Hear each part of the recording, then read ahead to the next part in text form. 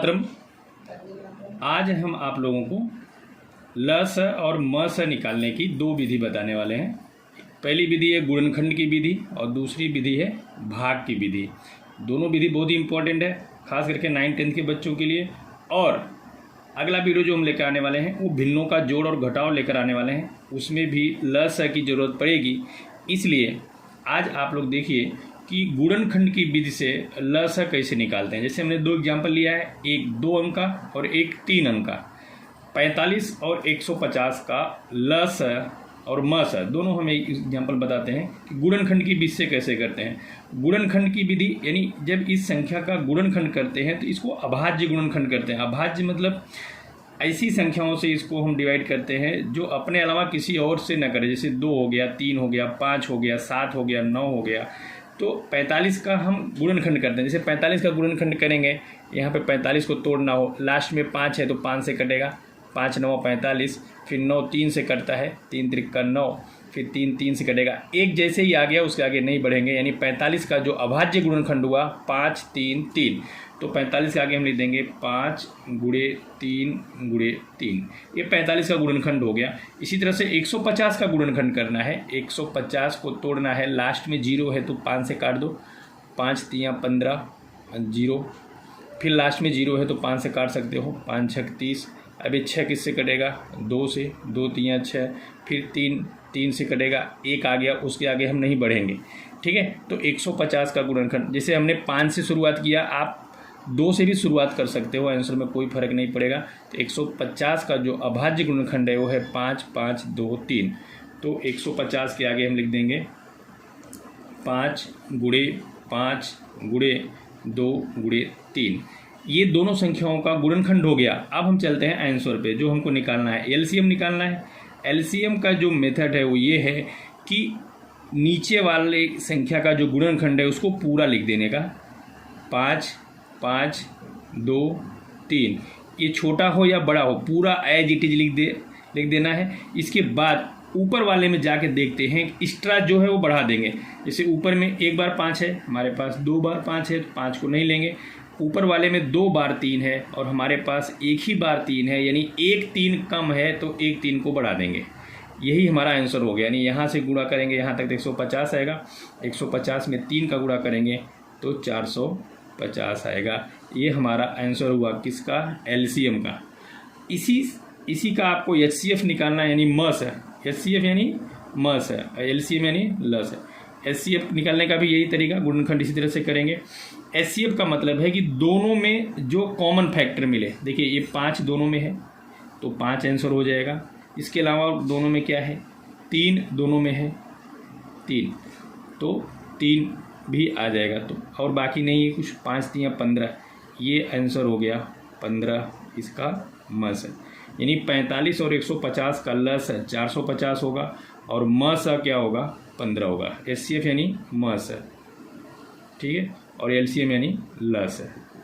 इस तरह से गुणनखंड की रीत से हम म स ल स कैसे ज्ञात कर सकते हैं। ये 2 अंक का हुआ। अब हम देखते हैं 3 अंक का म स ल स कैसे ज्ञात करेंगे। दूसरा उदाहरण जो हमने लिया था 50 100 और 150, तो अभाज्य गुणनखंड इसका करेंगे। 50 का क्या करेंगे, 50 का अभाज्य गुणनखंड करेंगे तो क्या आएगा, 5 गुणे 5 गुणे 2, और 100 का 5 गुणे 5 गुणे 2 गुणे 2, और 150 का, ये दोनों का हम पहले किए थे। 150 का भाज्य गुणनखंड करना हो तो रफ में इस तरह से कर लेना। लास्ट में 0 है तो 5 से काटेंगे, 5 3 15 0, फिर लास्ट में 0 है तो 5 से कटेगा, 5 6 30, फिर 6 किससे कटेगा, 2 से, 2 3 6, फिर 3 3 से, 5 5 2 3, यानी 5 5 2 3। अब हम चलते हैं एलसीएम में। एलसीएम यानी कि ल स निकालने का मेथड है। नीचे वाले को पूरा लिख देंगे, 5 गुणे 5 गुणे 2 गुणे 3। इसके बाद इसमें चलेंगे, इसमें एक्स्ट्रा जो है वो देखिए, इसमें एक्स्ट्रा क्या है, 2 बार 5 है, अपने पास 2 बार 5 है, यहाँ पे 2 बार 2 है, हमारे पास एक ही बार 2 है, 1 2 को बढ़ाना पड़ेगा। इसके बाद तीसरे वाले में चलेंगे, 2 बार 5 है, अपने पास 2 बार 5 है, ऊपर एक ही बार 2 है, यहाँ पर 2 बार 2 है, 2 को नहीं लिखेंगे। यही हमारा आंसर हो जाएगा। 5 25 25 दूना 50, 50 दूना 100, 100 3 300। यानी कि इसका ल सा क्या हो गया 300, और म सा क्या हो जाएगा एच यानी म सा यानी कि जो तीनों में हो, जो गुणनखंड तीनों में हो।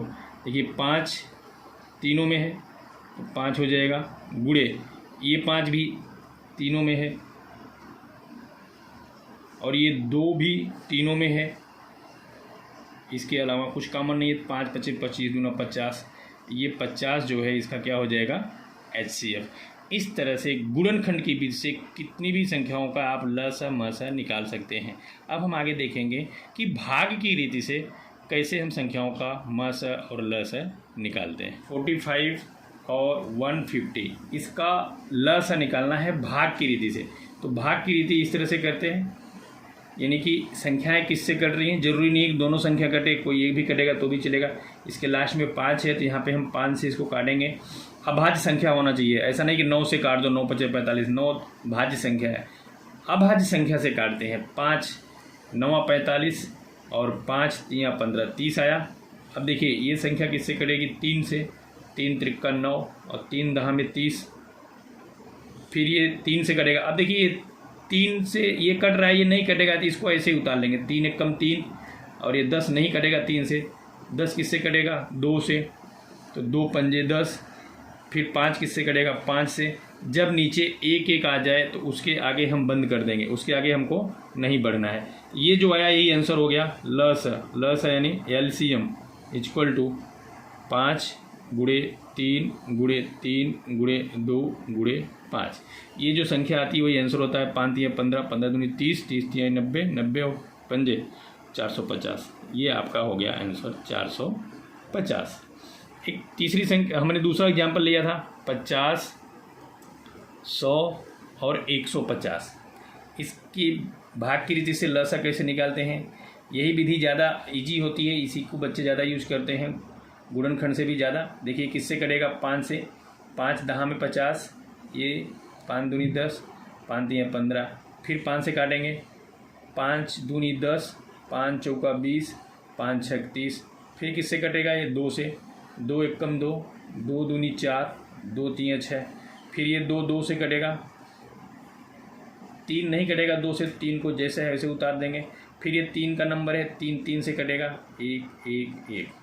ये जो संख्या है यही इसका आंसर हुआ ल सा बराबर क्या हो जाएगा, 5 गुणे 5, 5 गुणे 5 गुणे 2 गुणे 2 गुणे 3, 5 25 25 दूना 50 दूना 100 300। ये आपका आंसर हो गया 300 ल सा। इसे बोलते हैं भाग की रीति से ल सा निकालना। अब भाग की रीति से म सा कैसे निकालेंगे, खास करके 10वीं के बच्चे सीख चुके होंगे, यूक्लिड मेथड में उसका उपयोग होता है। यहाँ पे हम शॉर्टकट में बताएंगे कि भाग की रीति से म सा कैसे निकालें। म सा ज्ञात करने के लिए बड़ी संख्या में छोटी संख्या का भाग दिया जाता है। 150 बड़ी संख्या है, इसमें छोटी संख्या का भाग देंगे 45 का, तो 4 चौक 16 ज़्यादा हो जाएगा, 4 3 12, 3 बार जाएगा, 3 का गुणा 5 गुणे 3 25 15, 3 चौक 12 1 13, 10 में से 5 गया 5, यहाँ बचा 4 में से 3 गया 1, ये शेष बचा। अब आगे क्या करते हैं, जो इस शेष बचेगा फिर से इसको भाग देंगे किसमें, 45 में। ये प्रक्रिया तब तक चलेगी जब तक शेषफल 0 ना जाए। 15 3 45, देखिए दूसरे स्टेप में शेषफल 0 आ गया तो लास्ट में जिस संख्या से आपने भाग दिया जिससे 0 आया वही इसका आंसर हो जाएगा। तो म सा इसका हो जाएगा 15। ये आपका, इसे बोलते हैं भाग की रीति से म सा ज्ञात करना। 2 अंक की थी, इस तरह से आता है। 3 अंक का जो हमने उदाहरण लिया था 50, 100 और 150। भाग की रीति से इसका म सा निकालना हो तो पहले 2 अंक का निकालेंगे, उसके बाद जो आंसर आएगा उसका और तीसरे अंक का निकालते हैं।